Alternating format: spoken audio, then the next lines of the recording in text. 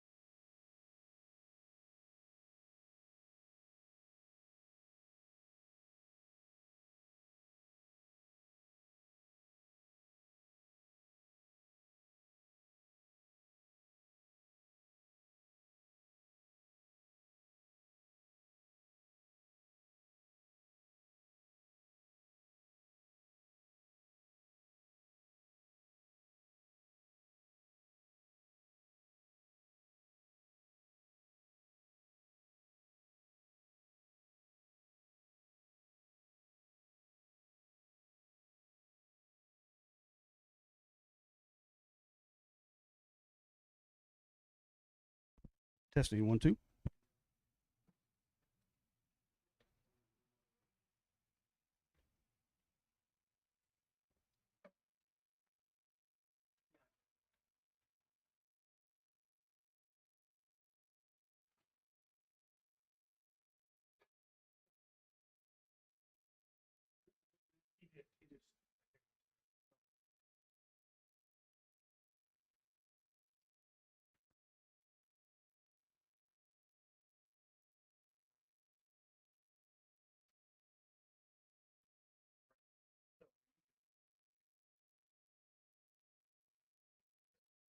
Testing 1 2.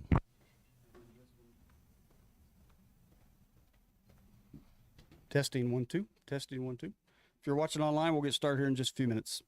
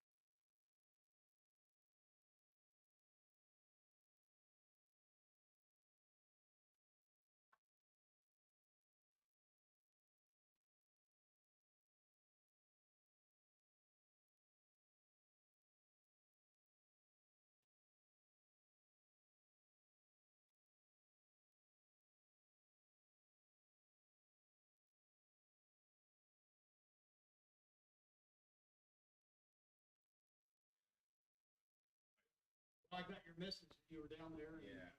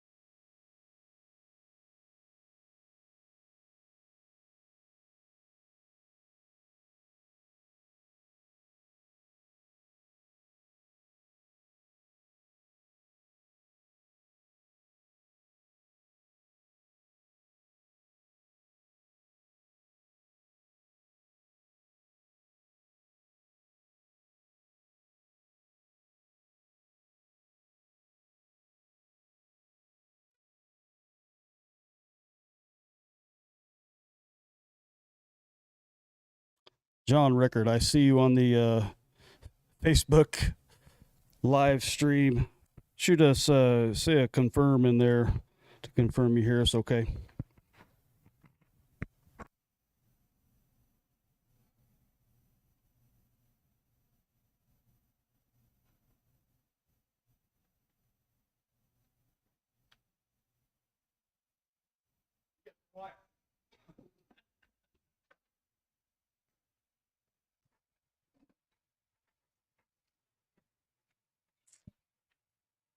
Go back to the OBS again real quick. Testing 1 2.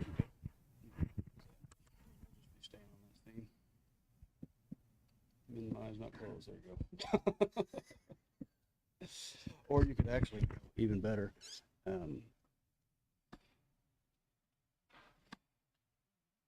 it's easier to minimize. Just well, that way you can Then I don't see have to the. worry about overlapping them. you You can can- click on that. I click on an X on accident or something. Yep, you can see the audio too.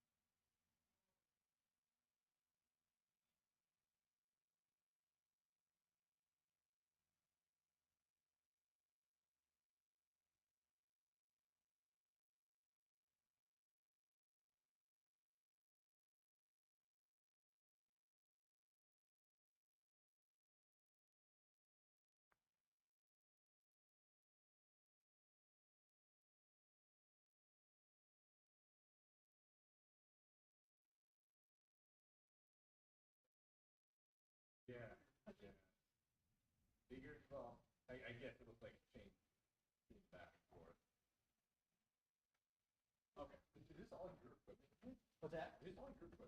Yeah. Watch Shane downstairs. He's watching the door for a little bit longer, so I'm gonna look forward to it.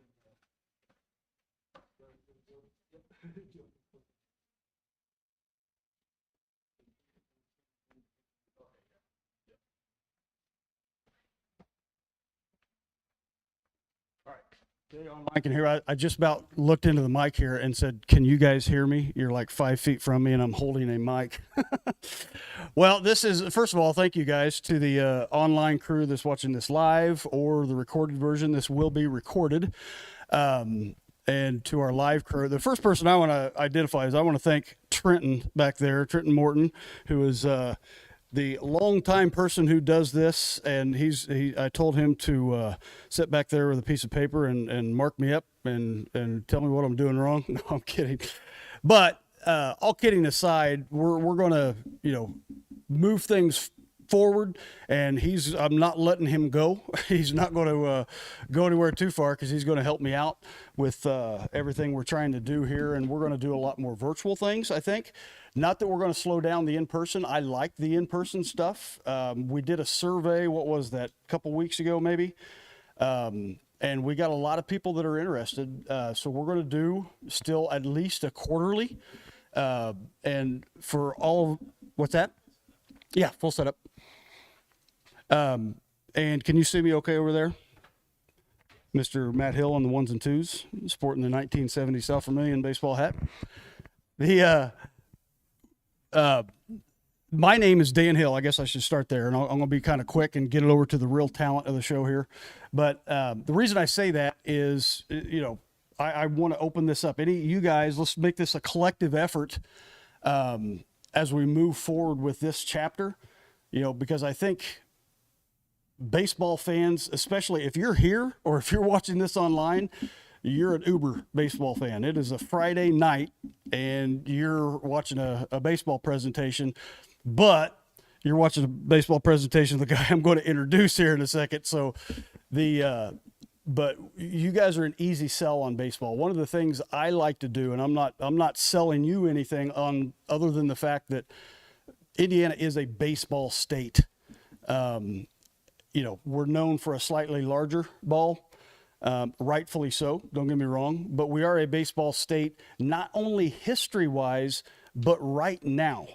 The baseball scene in Indiana, and I actually have some stats to back this up, if you took the Ohio River and spread it across the country and you split the country north and south, the talent that Indiana produces in the north side of the country is as good or better than anywhere in the country. And you want a nerd stat, because I'm a baseball nerd. If you look at per capita people in the Major League Baseball drafts in the last 5 years per capita, we are second only to Mississippi as far as most Major League draft picks in Major League Baseball. So this is a baseball state. Saber, as you all know, is history. It's about history and preserving the game. And as you know, we all know the game is trying to be changed quite a bit. But I'm a big baseball fan. You're a big baseball fan. Let's grow this thing together and sell the gospel that Indiana is a baseball state, because I think there's a lot of great stories to be told about baseball in Indiana. And to me, it's all about the people. So I'm really excited to have Howard Kellman here with us today. And I talked to him a little bit informally before we got started. I'm like, Mr. Kellman, how do I introduce you? Because you've got so much history. You've been in this game. You're an encyclopedia of knowledge, but you're a storyteller, you know, and it's hard to introduce someone with this much baseball knowledge. And we're truly blessed. And I know the people that are watching this online, and I think we're going to get, you know, people all over the country that are going to be watching this that maybe haven't had the opportunity to hear Howard speak.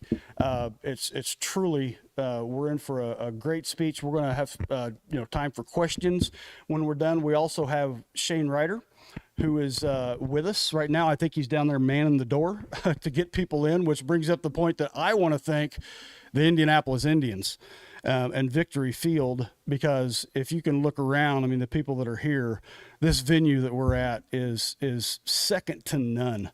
We are truly blessed in Indiana with places like Victory Field, like Parkview Field in Fort Wayne, South Bend, Four Winds Field up in South Bend. You know, you've got so many great facilities, but there's none like this. And we're gonna talk to Shane about that a lot too, on just how special Victory Field and Indianapolis Indians historically and now really is. So Howard, I could sit up here and just keep talking and rambling, but I'm going to pass things over to you, and let's talk some baseball. Okay, thank you so much. Is the mic on?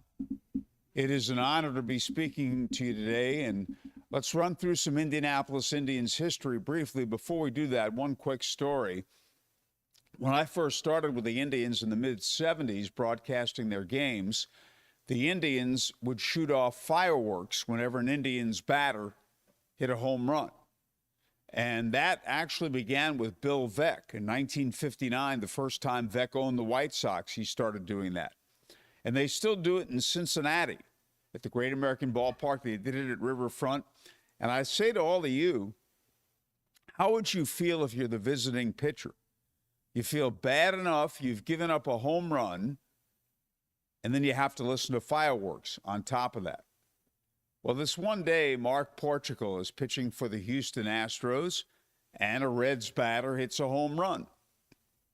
And boom, boom, boom, the fireworks are going off, and there's smoke and dust, and Portugal's getting upset, ready to face the next batter. He does, and that batter hits a home run too. Now, 2 straight home runs. There's more fireworks, noise, dust, smoke, everything. Now Portugal's starting to get mighty antsy watching all this. The next batter comes up. A 3rd straight home run.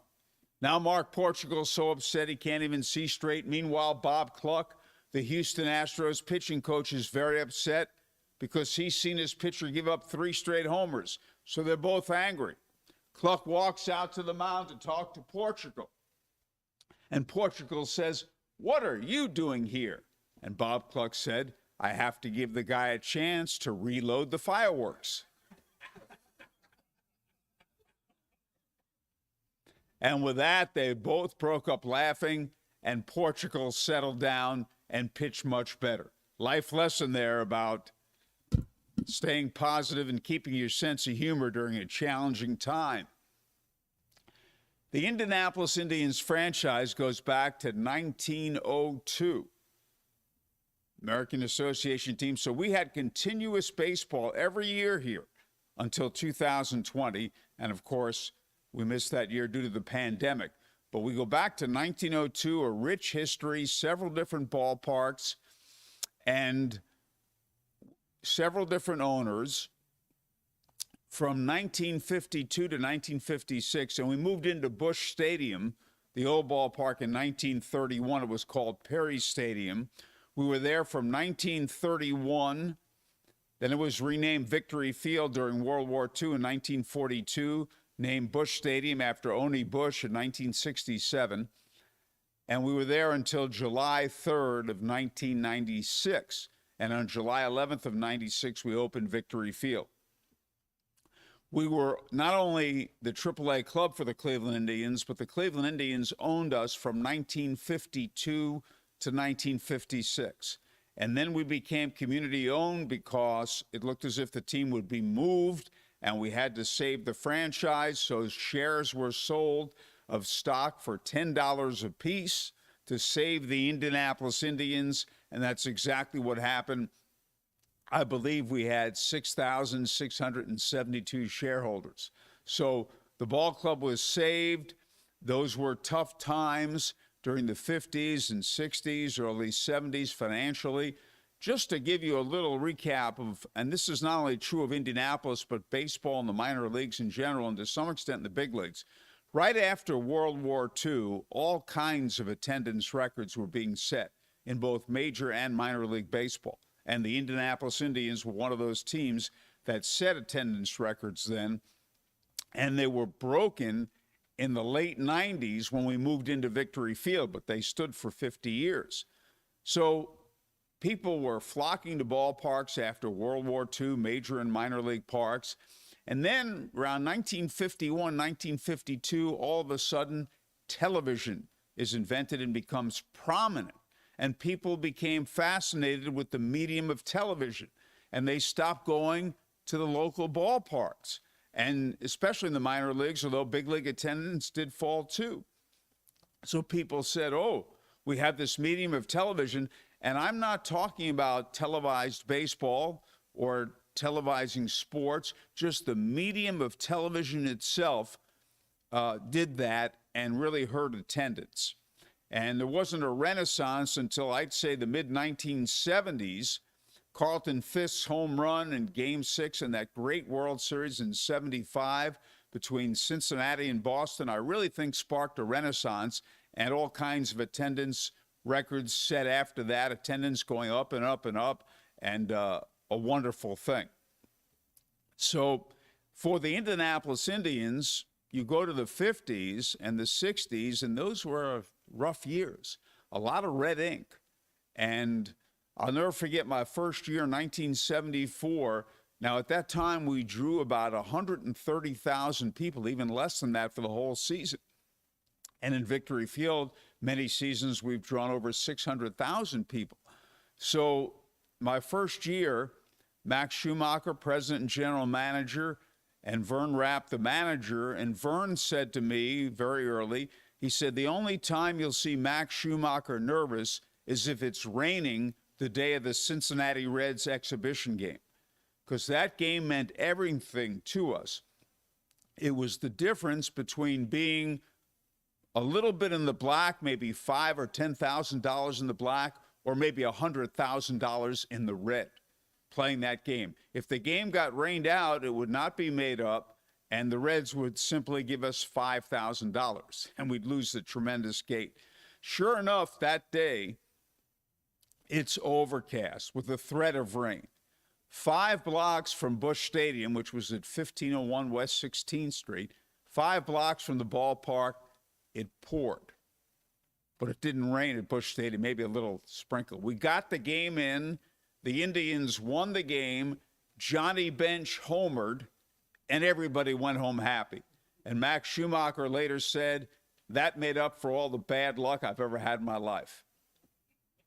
And after the game, I was in the Indians clubhouse, and I was talking to our catcher, Sonny Roberto, and Sonny said to me, what did you think of Johnny Bench hitting the home run? And I said, I thought it was great. That's what fans came to see. He said, I think so too, and I think everybody was happy except Pat Zachary, the pitcher. And what Pat doesn't know is that I told Johnny a fastball was coming. I let him know. Pat doesn't have to know that. But in any event, it was a fun time. And that exhibition game with Pete Rose, Joe Morgan, Johnny Bench, Tony Perez, and so many former Indianapolis Indians coming back. In fact, on the world champion Reds in 75, we had 13 former Indianapolis Indians on that ball club. So those were wonderful times for that exhibition game. But again, attendance started to pick up and gradually picked up in the 80s, the 90s. Then the moving to Victory Field was just wonderful. And as I said, Victory Field opened July 11th, 1996. It's 26 years old. Looks brand new. It's phenomenal. Why? The Indianapolis Indians have done a wonderful job with their operation department and maintenance and upkeep. We won 6 championships during the 1980s, 6 of them. Larry Bird and the Celtics won 3. Magic Johnson and the Lakers won 5. We won 6 of them. We used to collect championship rings. Won another one in 1994, another one in 2000. We haven't won one since 2000, though, so it's been a while. We came very close in 2015. We were in the 5th and deciding game for the Governor's Cup, but Columbus defeated Indianapolis, that particular game here at Victory Field. We are working with the Pirates and have been with them since 2005. It's now a professional development license. It used to be called a working agreement. And we are in the midst of a 10-year license agreement with the Pirates. This will be year 3. We have some good young players. We had O'Neill Cruz here last year, and he is very talented. Right now, he's a 3-tool player in that he can hit for power, he can run, and he can throw. We'll see if he improves his fielding. I think he can. I think he can play shortstop, a matter of focus. And we'll see also if he improves his batting average. He had a lot of trouble with breaking stuff, and he hung in there here. He didn't do great in Indianapolis. He only hit .232. Got called up by the Pirates, hit about the same for average. He had a lot of trouble with breaking stuff, but later in the season, he did improve. And I'm not talking about only a left-hander's breaking ball. I'm talking about a right-hander's curveball. So there's room for improvement. He has a lot of talent. They do these StatCast, and with the exit velocity, he's hit the hardest hit ball. And, you know, so he has a lot of talent. We've never seen a 6'7" shortstop before, but this kid has great potential. There are other good young players. I like Rodolfo Castro. There's some good young pitchers. Now, I think we'll also see Mike Burrows and Quinn Priester, who pitched for us at the end of last year, pitching for the Indianapolis Indians again. Burrows was in the futures game. So I really think we'll see them. We have some good young talent. One guy who really opened up eyes last year was Endy Rodriguez. Not that much was expected, and he was phenomenal swinging the bat, whether it was, and he's a catcher, and he's played other positions too. Well, and he could be their long-term answer at catcher with Pittsburgh because they don't have one right now. Henry Davis, who was the Pirates' #1 draft pick at catcher a few years ago out of Louisville, also could be the long-term answer. We'll see what happens. We could see Henry Davis in Indianapolis this year too, #1 pick in the country just a few years ago. So those are 2 guys to keep your eyes on. And Endy Rodriguez, boy, did he come on. And he just was phenomenally hit and hit and hit. And it was just great to see what he did. So we'll look out for those guys. As you know, the Pirates signed some veterans. Andrew McCutchen coming home back to Pittsburgh.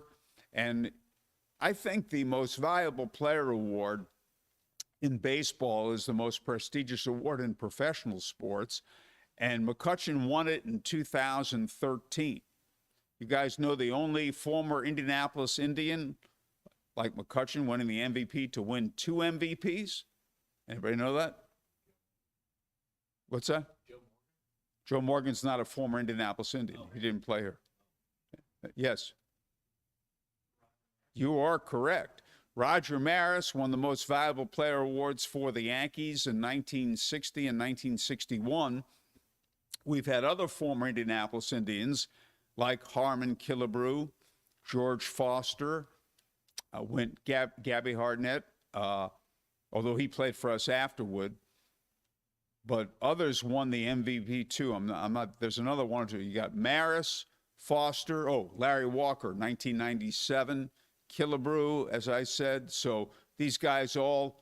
Foster won it in 77. Killebrew won it in 69 with the Twins. And by the way, when Harmon Killebrew played there, this is a little hard to believe. He played here in 1958 briefly. He was on loan from the old Washington Senators. They did not have a AAA team at that time. And so he was an Indianapolis Indian for a brief period of time. And he had 573 home runs, great RBI man too. So we've had a number of former Indians win it, but Roger Maris is the only one. I'll get to any questions you may have in just a moment. We may see Travis Swaggerty back here, was a #1 pick a few years ago. Matt Gorski played for us briefly the end of last year, got hurt, aggravated an old injury. He's a Hamilton Southeastern kid from Hamilton Southeastern High School from Fishers. And so it was really nice to see him and here with Indianapolis. And, you know, we've got a lot of terrific players over the years. Randy Johnson will come to mind immediately, pitched here in 1988 and for a few weeks in 1989 before he was traded to Seattle. 5 Cy Young Awards, one of the greatest pitchers of all time, won over 300 games. And Larry Walker, whom I mentioned a moment ago, the National League's MVP with the Rockies in 1997, Larry Walker, a Hall of Famer. So he and Randy were teammates here in 1989 briefly, and they're both in the Hall of Fame. And Randy Johnson, you know, with the 5 Cy Young Awards and all the great World Series in 2001, was really something special. When we saw him here, he had a great arm. We didn't know he did pretty well that season after a slow start in 1988. We didn't know he'd become like that. There are a lot of guys who have great arms, but many of them do not harness their control the way he did. Nolan Ryan gave him some tips, said you're landing on the ball of your feet, land on the heel of your feet, land on the ball of your foot, not the heel of your foot, and that helped his control, and then he was off and moving. So a nice tip from Nolan Ryan there. So in just a moment, I'd be delighted to answer any questions you may have. We may have Leonor Peguero here, fine infielder. Cal Mitchell, who I like, is a good hitter, was here last year. He could be here again. And Mason Martin might be here again, I'm not sure. Miguel Perez is back as our manager. We have Eric Munson back as our hitting coach. Dan Meyer is back as our pitching coach. Gary Green, who was our bench coach and who played for us in 1993, is going back to be the bench coach at AA Altoona. Any of you know the name Fred Green, Gary's father? Gary played in the big leagues for a few years here and there. Fred was a left-handed pitcher. And in 1960, world champion Pirates won 8 games, helped them win the pennant. Mickey Mantle took him deep a couple of times in the World Series.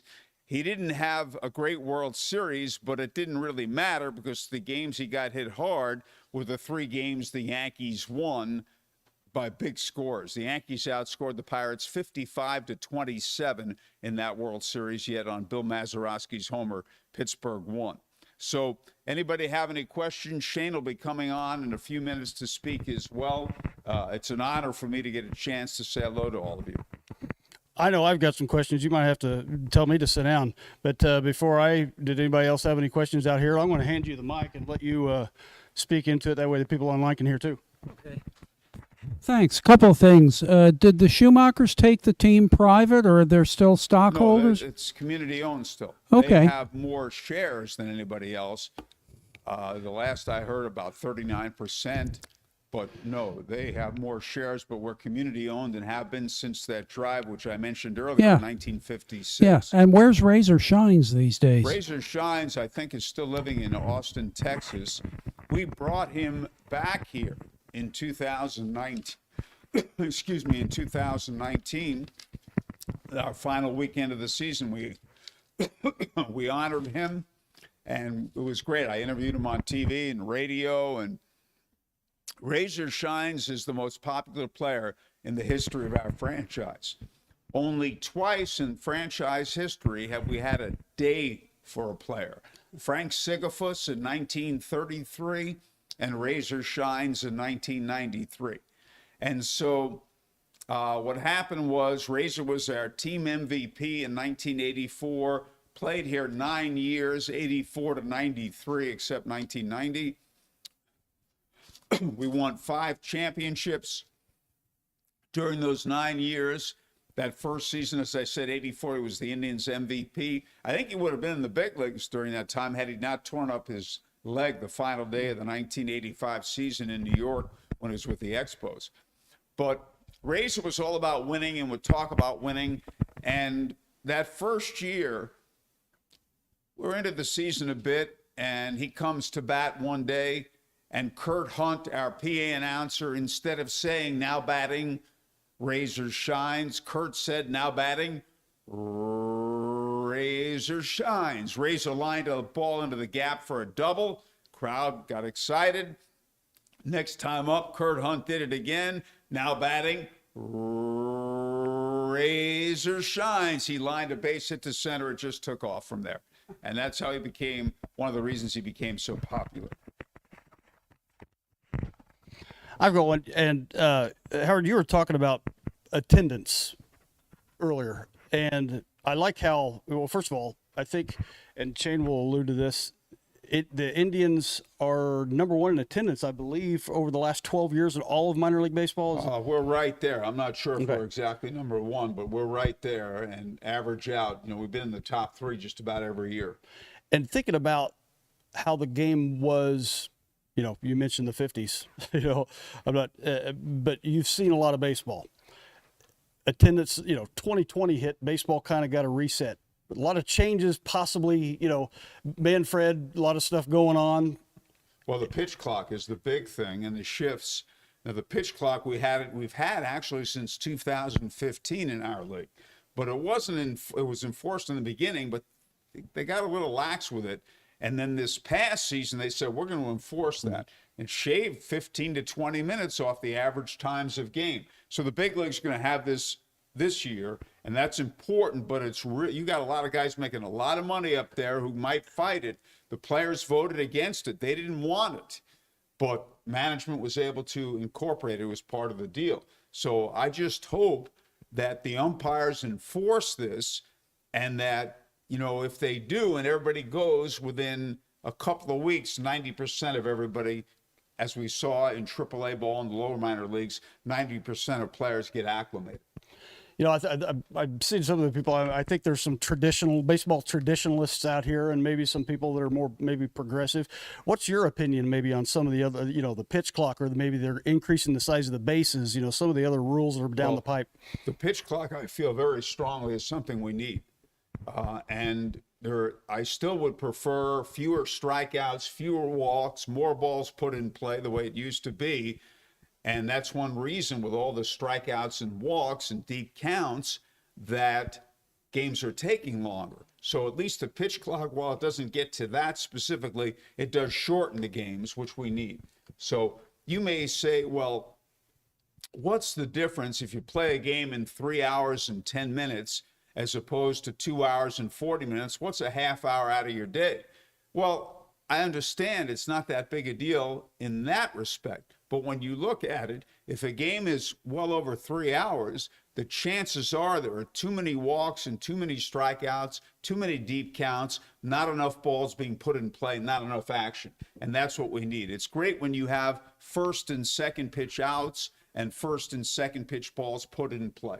So maybe more of a style of play, really, because I agree. You know, you don't see as many bunts. Maybe you don't see as many slap hitters. They're all going for, you know, the launch angle and all the reason. And modern. part of it is strikeouts, guys trying to strike out everybody, and hitters taking an all or nothing approach. Not everybody, fortunately, is doing that, but I think winning baseball is not an all or nothing approach.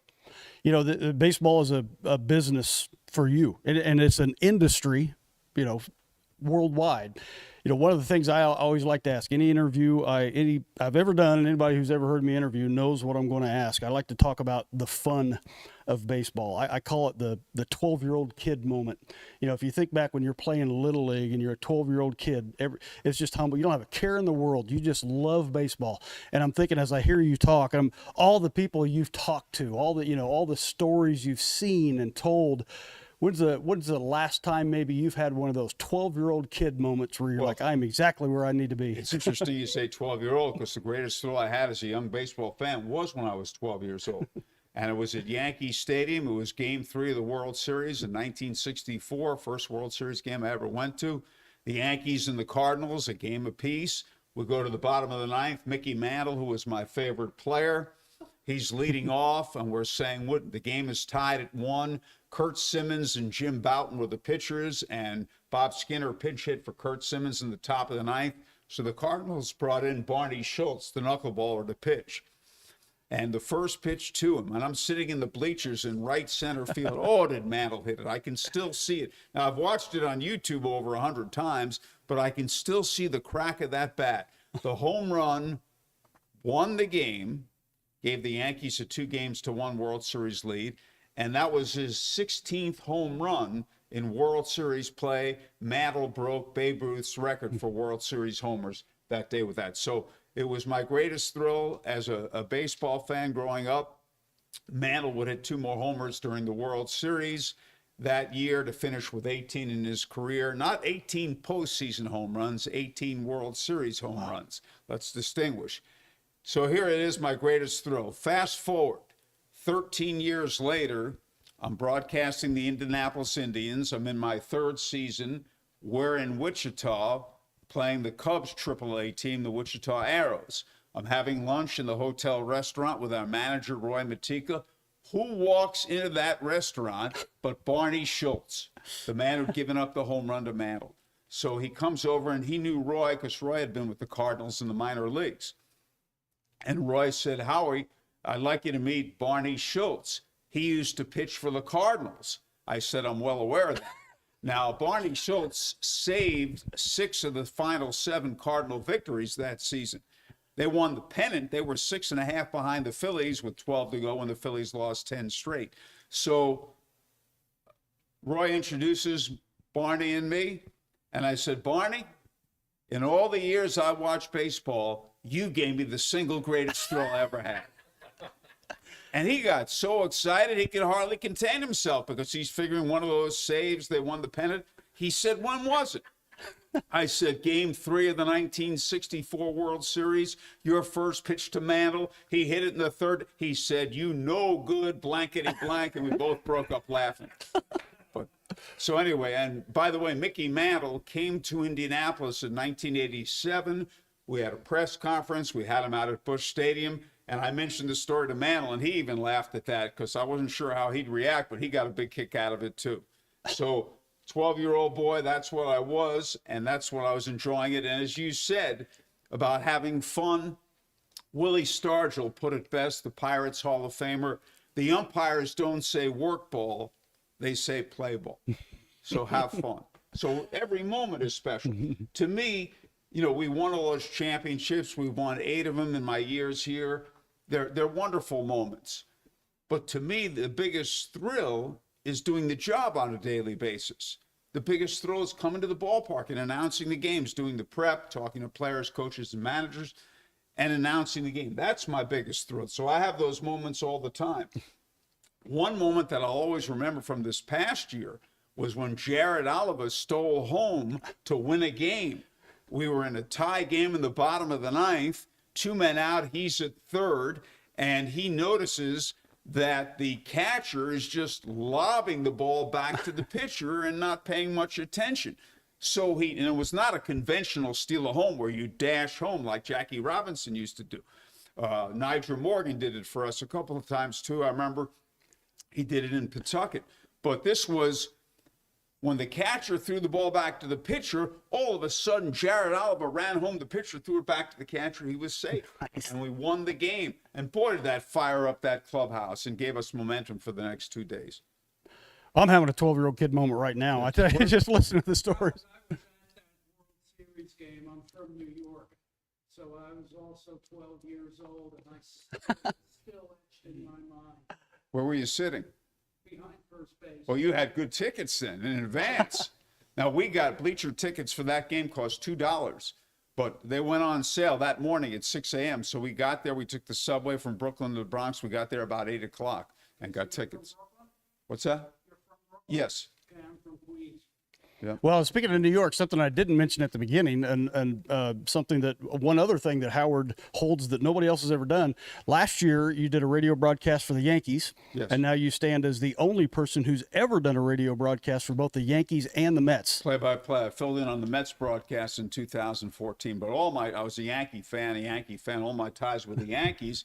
How to end up filling up with the Mets is because of Howie Rose, the Mets broadcaster, is a good friend of mine, and he recommended that I fill in for them. So, but the picture of my book on the cover is Roger Maris hitting his 61st home run, so which was a great moment too. And by the way, I talked about attendance not being as good back then.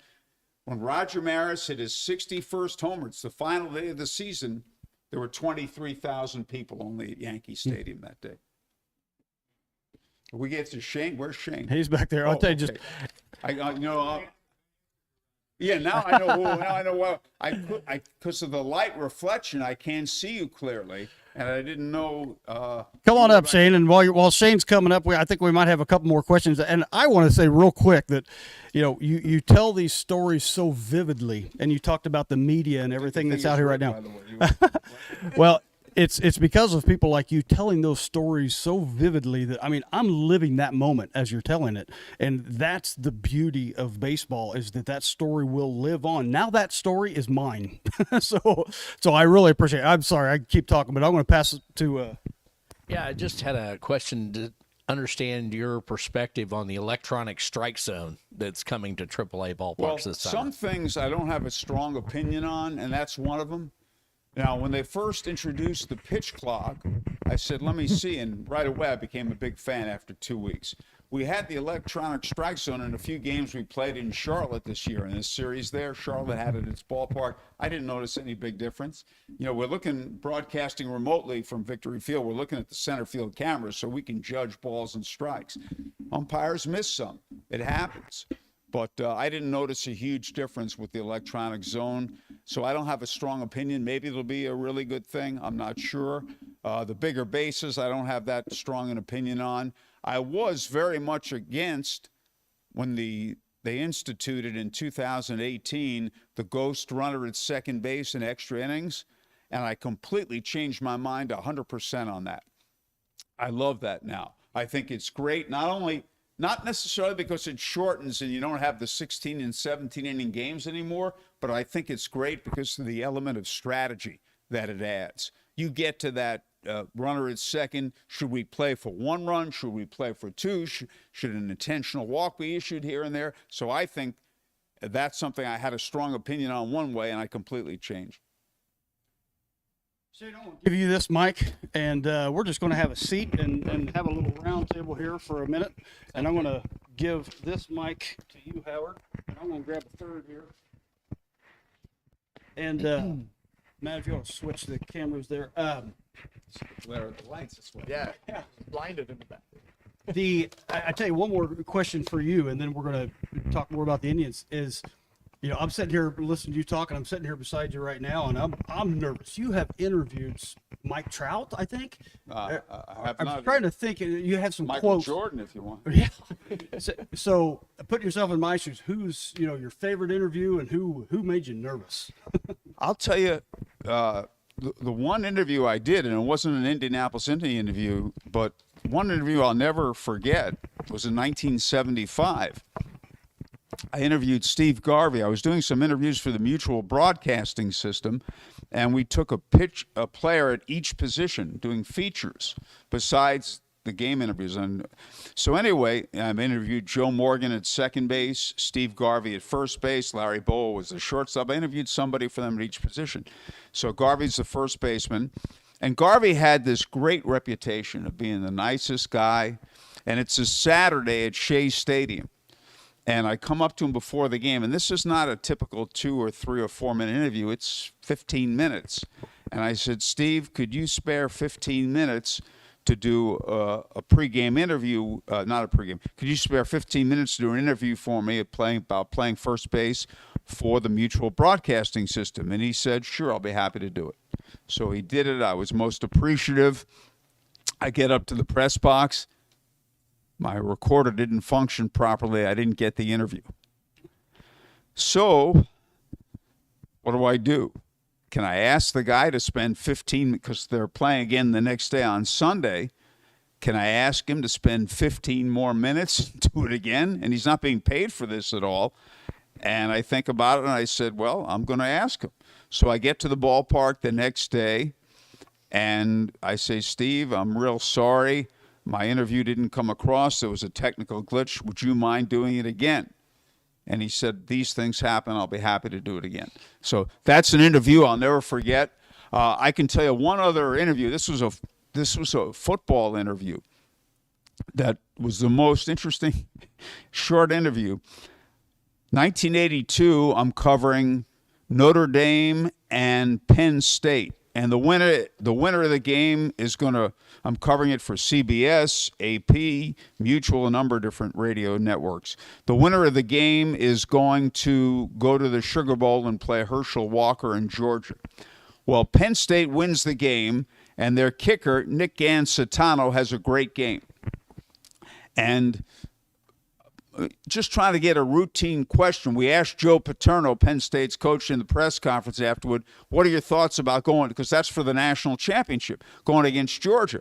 And he said, I really can't think about that now. That's a long way away. I'm just thinking about this good win. So I asked a routine question, just hoping for a routine answer from Nick Gansitano when I said to him, hey, Nick, you're going to go up against Georgia now and Herschel Walker in the Sugar Bowl. What are your thoughts? And he was feeling mighty good because he kicked a few field goals to help win the game. And he said, let me tell you something. Herschel Walker's overrated. He's not that good. We're going to beat them. We got a guy named Kurt Warner who's a terrific running back. And I'm like, keep going, keep going. So, and every radio network in the country bought that interview. So, Well, I'll tell you, as one who's messed up more interviews, I could tell you stories on that. Talking about the Indians as we migrate, and this is I'll open it up to both of you. First of all, I think the Indians have the first. Pirates have the number 1 draft pick. Is that correct? They did. So this was actually the first time that Major League Baseball had their lottery system. Used to just be the team that finished with the worst record, the pecking order in the Major League draft every June would be worst order to your World Series champion. Now they had the lottery where every team that missed the postseason gets thrown in, similar to the NBA. The 3 teams with the 3 worst records all have the same odds of getting that number 1 overall pick. And I guess you could say, fortunately for Pittsburgh, after coming off another rough season, they did draw that number 1. So Howard had teased that Henry Davis, number 1 overall, just a couple of years back out of Louisville, they get a chance to add to their farm system as they funnel up towards Pittsburgh. There's some talk as far as that lottery system trying to keep teams from tanking kind of at the end of the year. Is you guys pro, against the lottery system? I'm guessing for. Well, I think it's probably a good thing. I like it, and I don't like the fact when they go into these deep rebuilds sometimes, 3, 4, 5 years, the Reds have grown on 20-year rebuild now. So. Well, I just, and the reason is what happened is years ago to make money, you had to draw a lot of people. Yeah. Now, you don't have to draw a lot of people to make money. You can have a low payroll. You get all the other TV money and all the media money. And so it's a different scenario. So teams don't mind having bad records for 3 or 4 or 5 years, low attendance. Yes, they'd rather win, but nonetheless, they're still making money. How is some of the things that have came down from Major League Baseball recently with purchasing some of the independent leagues and things like that? Is that been a positive for the minor league scene as far as how that's trickled down? Any effect that you can speak on? It's hard to tell at our level in AAA. I mean, when those cuts happen post-pandemic ahead of the 2021 season, it was, hey, Indianapolis isn't in jeopardy of being one of those 40 or 42 teams that got cut. my lineage to get to Indianapolis, the first two teams that I worked for, one in the Appalachian League, they're no longer in affiliation. The team in the Midwest League, still in operation, but Fort Wayne, South Bend survived. The team I worked for on the Mississippi River in Clinton, Iowa, did not make the cut. So the first two teams that got my start into minor league baseball are no more. They're still operating, but they're in those now, you could call them a partner league or a prospect league.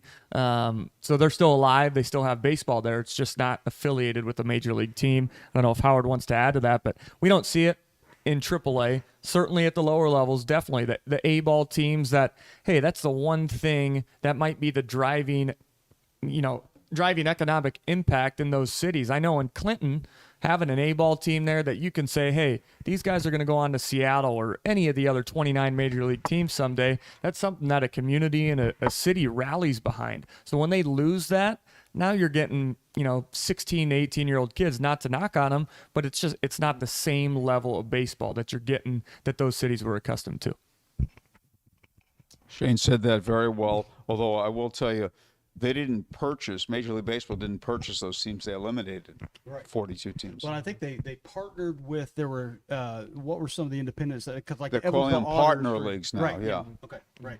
The and if you guys have a question, feel free to chime in because I got a million for you. Yeah, go ahead. Just one, I know that with Major League Baseball taking over, they've upped the standards for stadiums in the minor leagues, and there's some changes, bullpens coming off the fields, some of those things. And I was wondering if there was anything particular with Victory Field that is being directly impacted with that, with those changes. Absolutely. They've kind of given us a year over year. There's almost a point system that they want to get you down to as an organization. So all 120 minor league teams, depending on your facility, Victory Field, as beautiful as it is, doesn't meet all of the requirements that MLB has imposed on those minor league teams that made the cut in the top 120 teams of minor league baseball. So for Victory Field, it's not as many things that needed to be checked off, but one that you're going to see here very soon and breaking here early next week. It's a little dark when you guys were walking in the lobby down there. If you peer through the doors on the concourse, you're going to see what the next stadium upgrade is. It's lights being installed on the towers. So we have standard lighting right now. If I were to go to our control room and try and power them up, it's probably going to take 3 to 5 minutes for all the light towers to actually turn on. Now it's just like the flick of a switch here in the club. If I want to shut them off, they're off. If I want to turn them on, they're on. You've got multi-light capabilities as well with those light towers, new LED towers. So that's an exciting upgrade that, again, is part of that facility requirement that MLB is making sure the minor league teams check, but one that we're certainly looking forward to. I remember years ago when I started in Oklahoma City, the lights were really bad. And from my perspective now, for the players, once it gets completely dark, they can see better than when it's twilight. But once it got completely dark in Oklahoma City at their old ballpark, you couldn't see anything. You'd see the ball hit, and then you're looking at who's reacting in the field. And this is a long, long time ago. So my first year, we had the AAA All-Star game, in Oklahoma City, and the Houston Astros played the AAA All-Stars. And so there were 4 different announcers. We had a little bit of a radio network. And we drew as to who would do what innings, and I was hoping I got to get the early innings. You can't see it. And I got innings 3 and 4, fortunately, when it was still light, but it got tough to see. And conditions, by the way, are so much better. And Shane mentioned there are even more improvements, but they are so much better than they were years ago. You have all these beautiful, like Victory Field, other beautiful ballparks too. And that was not the case back in the 70s when it was really tough when I first started in the minor leagues. So we won't have any more reenactments like the Natural where you hit one of those big can lights and you got the sparks. I mean, one of the things you were talking about before was what you can do with those lights. That will let you get a home run. This place is going to go up. Yeah, we're excited to see what those capabilities look like. We're behind a few teams in minor league baseball in terms of the installation. So last year we've seen what other teams do when, hey, if a guy knocks one out of the park, are we doing something where the lights are going on and off all the way around? We've got 8 light towers, so there's a lot of capabilities there. Again, walk-off celebrations as the guy's circling the bases to touch home. If it's a home run or whatever the play is to win a game, that just ups the fan experience that much more. So it's not just having the better lights and better lighting for the players on field and for the fan experience, but it can create some different memories as we're accustomed to here at the ballpark. Well, you were talking about fan experience. I got a couple questions on that. Number one, I want to backtrack here a little bit. We were talking about the Pirates' #1 draft pick. We've got a guy here in Indiana, high school player this year that I'm sure he's going to be playing against this year, maybe. A guy named Max Clark. I'm sure anybody watching this show knows that name. Is it Franklin Community? Franklin Community, just south of here, about 30 minutes. Depending on what projection you're looking at, it's #1 to #5 would be the potentially the highest draft pick ever out of the state of Indiana. And he's a position player. He is a position player. Because we're more of a pitcher's state. We have more pitchers as a general. We do have a than lot. position It's players. ironic that he throws 90, but he's not going to be a pitcher. He's going to play outfield. Right, he'll play outfield. But the reason I say that is there any inside information that you can give us on who the Pirates are looking at, or is that under wraps? Everything you've read from a Baseball America or MLB Pipeline or wherever you're seeing some mock drafts, that's the extent of the information that Howard and I receive. We're not in their draft room or on their player development team per se to see who they're targeting, but as they add to their system, now they get to the point of what we're going to see here in Indianapolis this year is going to be exciting. Howard touched on a dozen guys who either have graduated from top 15 prospect status in the Pirates system, or they are now in that upper half of the system, and a lot of them are tapping into AA and AAA. So it's a top-heavy system. Not really sure what's down in single A or high A, but what's reaching Altoona and Indianapolis this year and what is now into Pittsburgh, what we sent there last year with the O'Neill Cruzes, Luis Ortiz, a right-hander I don't think he touched on, but we only saw him briefly. This kid comes from AA. If you're, with some of the outdated statistics, if you just look at ERA, his ERA in Altoona was over 4.5. That's a red flag to most people in terms of statistics. They're looking at some of the underlying numbers. Hey, maybe his defense in Altoona isn't as strong as he's going to have in AAA or in the big leagues. He comes here. What did he throw? 6 no-hit innings, I think, in his second start in AAA. That was the last we saw of him. We're expecting him to maybe start the season here. Depends how they want to add to his development. If they feel like he's actually suited to be in that Pirates rotation on opening day, we'll find out.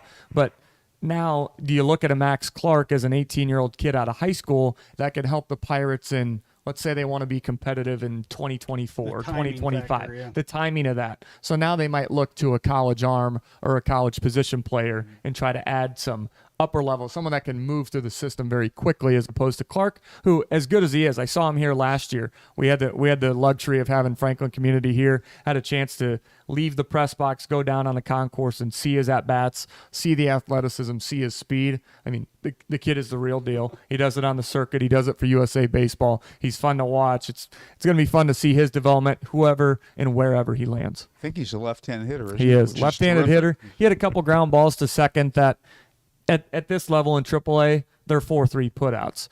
At high school, I mean, any delay with a second baseman on field in those grounders, he's safe at first, and it's not even close. I mean, he is a burner. He's so plays kind athletic. of old school too. I mean, he hits line drives, all around fundamental player. And I'll tell you, he draws a crowd too. If he would have been him sitting here right here interviewing you guys instead of me, we'd probably Build this club. We'd have broke the internet. Yeah, I mean, because he would have had 90,000 hits already on YouTube and Facebook. But and we're having fun talking about it. Speaking of fun again, let's kind of bring it back to that, because you guys, me, old Hardy the Hat guy here's the fun, and you guys have got some things going on this year that are, matter of fact, I'm going to be interviewing one of them shortly. But tell us about the Marvel thing coming up, and the Savannah Bananas are going to pass through Indiana. Tell us about that. Yeah, I'll start with the Marvel promotions. That's something that we started back in 2015, wearing some specialized jerseys. Every one of those nights, those jerseys are auctioned off to benefit. Used to be directly to some nonprofits here in Indy. Now we have our own nonprofit in-house, Indianapolis Indians Charities. We absorb all those funds. So if we raise $10K, that goes into the IIC pool, and then we're able to disperse those funds to some of our nonprofit partners. So for Marvel Nights, we're going to have Defenders of the Diamond, I believe, in June, and then we'll fast forward later in the season for our second one. The key with both of them, for the first time, minor league baseball partnered with Marvel exclusively, Marvel Studios. Every mascot or every team name was Marvelized. So Rowdy had his own logo. He's got his own merch down in our team store. For both of those nights, we're going to wear Rowdy Marvelized hats on field as well. So is that open right now? I got to ask you real quick. The store is closed right now. Next Monday, 9 a.m. if you get in here. Plenty of hats down there in the store here in the off season. But then to move right into the bananas, I mean the hoopla surrounding the Savannah Bananas is very real. If you haven't heard of them, you will. We announced that after our season ended this past fall, and just how quickly that took off as part of their 2023 Banana Ball World Tour. They're hitting 32 cities across the country. Savannah, Georgia is where this team is based out of. They play their own version of Banana Ball. It's not your traditional baseball rules.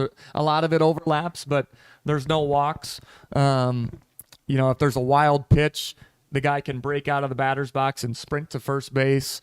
There are 9 rules that they follow. They try and finish every game in under 2 hours. So it is, entertainment based too on get in, get out, enjoy the game, enjoy the experience, and move on. So we fortunately have them back-to-back nights in June, Thursday, June 29th and Friday, June 30th.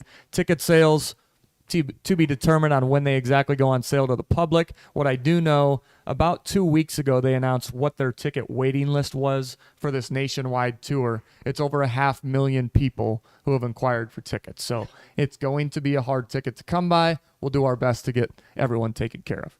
And here, it's going to be here. So, Yeah. I mean, this, you guys draw so well already that there's no doubt in my mind that the Vic will be absolutely full. When they show it. There's one interesting rule that they have if you follow the Banana Ball, and that is it's not total score. You win an inning. And so if you have, if you're the home team, the visiting team scores 1, you score 2, innings over. You go to the next. Check that win inning. the Yep. Yep. It's like match play in golf. Correct. Yep. Win the hole. Win the inning. I would ask you guys along the lines of that. I think their goal is to bring baseball to the non-diehard baseball fan, and with things like Marvel and stuff like that, we're traditionalists. I guess we love the game of baseball. I love your stories of the actual baseball being played on the field. What can you say as far as how you've watched baseball through the years? Does it need to change too much? I mean, for the game of baseball itself? I don't know about the game of baseball. I mean, for the Bananas specifically, there's some overlap there with former big leaguers now that are helping elevate the Bananas to the platform that they have now reached. Eric Burns being one of them, former outfielder with the Diamondbacks, the A's. He's been on MLB Network as a guest there a number of times on their panel. Johnny Gomes, another one, former Boston Red Sox. So they have a couple guys that are involved that have been on the major league side, been on the affiliated side, been on the traditional side of baseball. They see the fun. They see what's going on in Savannah. Now it's just them helping spread the message and spread the word on what Banana Ball is all about, and we'll see how long this lasts. I mean, they don't call themselves the Harlem Globetrotters of baseball, but that is what they are. It's just it's not staged to where the Savannah Bananas win every night. Right. They're playing the party animals, and within the rules of Banana Ball, the Bananas could go on a 20-game losing streak for all we know. Just depends if the party animals have their number or not. By the way, I saw the Harlem Globetrotters play at Madison Square Garden before a Knick game, like March 5th or 6th, 1959, my first year following basketball, and the Globetrotters had a young man playing for them named Wilt Chamberlain. Might have heard of him. He turned out okay. Yeah. he as we get close to wrapping things up, I want to talk about maybe the culture here with the office staff. I talked to Randy Lewandowski a while back, and he's a guy that worked his way up. I think he started selling tickets. He was an intern, right? Or an intern, and now president, GM. So obviously he loves the game, but it is work for you guys. It's an industry. Tell me about the culture in here. How you guys work together, and is it I know there's different departments. One focuses on putting rear ends in seats. Then there's the development and coaching side. Then there's the community outreach side, which I can't, stress enough how awesome that is, that this isn't really a baseball field, it's a community resource. And I just got to tip my hat for everything the Indians do. So tell me about that culture, how you guys work together, and are you all baseball fans, or is this just a career to some of you guys? I would say for Howard at this point, he could call it a career. Is that Come on, right? keep going. I don't feel like that. Yeah. The thing is, and we had a chance, we have some interns coming in. We all had a chance to speak to them a few days ago in different meetings. And I say this to young people who aspire to work in sports. It's wonderful. And the main reason they get jobs in sports is because they love sports. But what they have to remember, now Shane's is different and mine is different, but we're in the majority. The overwhelming majority of jobs in sports have nothing to do with the game itself. And the game itself is what attracted people to work in sports in the first place. So if you're in tickets or you're in business ops, you're not really involved with the playing of the game itself. So you have to keep that and you have to keep that in your thoughts. I want to compliment Shane on something. He does a great job for the team, but also I want to compliment him in that when he came here, he embraced our history. And I think that's wonderful. And it's not that important for the majority of people with the Indianapolis Indians to do that, and most of them don't. But in Shane's case, it's a plus and a positive. He does a great job, but he does an even greater job because he embraced the history of our team, and it's reflected as you walk throughout the suite level and throughout the ballpark. Well, and I've heard him speak. Matter of fact, I was a fly on the wall once when you were talking, I believe it was with Greg Rakestraw. And then I was coming on next, and I'm just sitting there listening to you talk, and just the knowledge. I was thinking he must have been born here, but you're not. And I got to mention, I appreciate you being here late. You've got a wrestling regional tomorrow. A lot of you guys might not know he's the head wrestling coach for Bishop Chittard. I'm an assistant. I don't take on the head coach duties. I know that parents get involved with the head coach, so if there's any complaints, I'm like, hey, go to the head coach. He's the firewall. Yeah. There you go. As we wrap up, any parting thoughts on what you're looking forward to the 2023 Indianapolis Indians from a on the field and off the field standpoint? How would you summarize that? Well, I told everyone walking in that this doesn't feel like baseball weather. It's hard to get excited when it's, highs are in the teens, but I am looking forward to just the turn and you get spring and, we'll go down. I don't know if Howard has plans to go to spring training, but myself and a couple other staff members are planning on going down to just meet the players again. Some of the guys that are going to come up from AA that we haven't seen, again, connect with our second-year manager, Miguel Perez, and really go from there because that's where it starts. They report in February 15th is pitchers and catchers report for the Pittsburgh Pirates. Today's February 3rd, so we're less than 2 weeks out from that happening. That's when it starts to feel real. Yeah, it's down in Florida. It's 70 to 80 degrees down there, but hopefully they bring some of that warm weather north, and then just the return of people to the ballpark. We're removed from an odd year in 2021 where, yes, we did play baseball, but we had 4 different ticket on sales because we were working with different seating manifests. As Indiana opened back up, we operated at 25% or 50% capacity for 20 out of the 60 home games that we played that year. That's tough. And you're sending out, you're updating your website, you're sending out new email messages.